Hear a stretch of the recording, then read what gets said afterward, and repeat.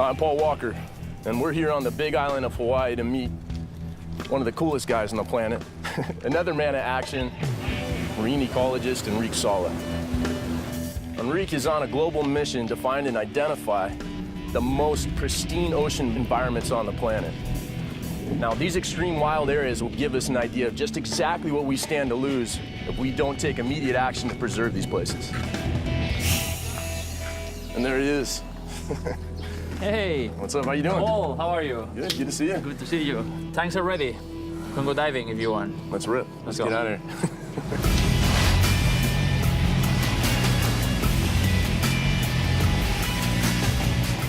Enrique leads National Geographic's Pristine Seas expedition, supported in part by Davidoff Cool Water.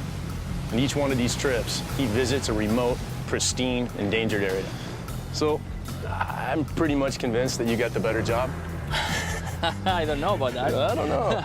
But how did you become an ocean explorer? By watching TV, watching Jacques Cousteau's documentaries when I was a kid growing up in Spain. That got me completely fascinated and obsessed about being an ocean explorer. Cool. What about you? What got you? Born and raised in Southern California. I was 3, 4 years old, and that first anemone, that first starfish, that first sea urchin, I was hooked. It was a passion that never died. Everyone's familiar with Hawaii. Great place. But Pitcairn, why did you go to Pitcairn? Yeah, there is this romantic idea about Pitcairn, the mutiny on the Bounty, right?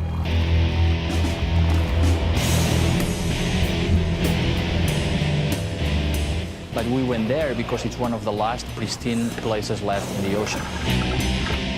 We had no idea what we were going to find at Pitcairn. And when we jumped in the water, we were completely amazed.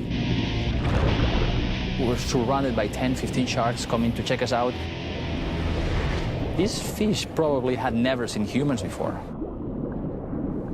It was like getting in a time machine and going 500 years back. So after the expedition, we showed to the locals what we found, and they had no idea of the richness that they have underwater. So we proposed to them the creation of a large marine reserve to protect this place, and they voted unanimously to recommend to the British government the creation of what would be the largest marine reserve in the world.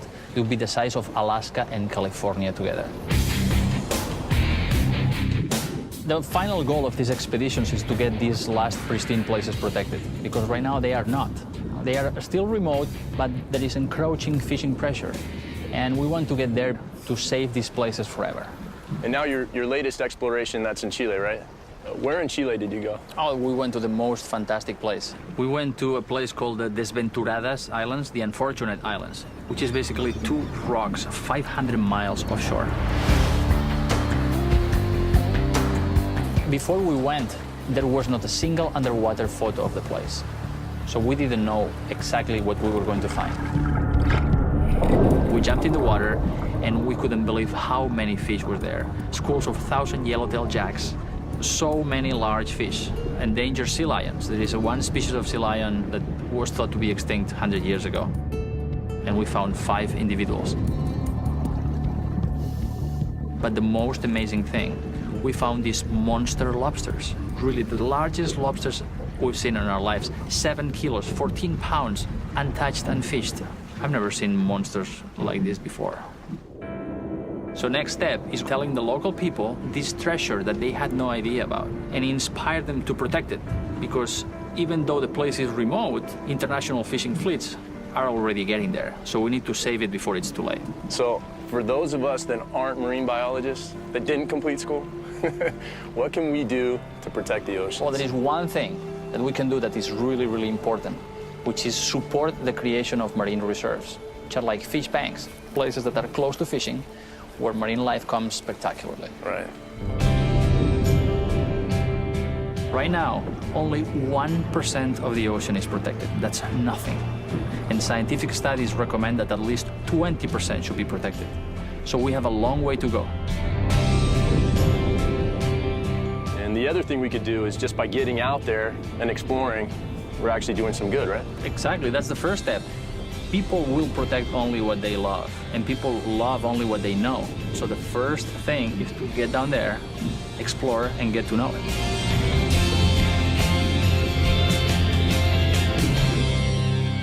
to figure out what more you can do to protect the oceans, visit love-the-ocean.com.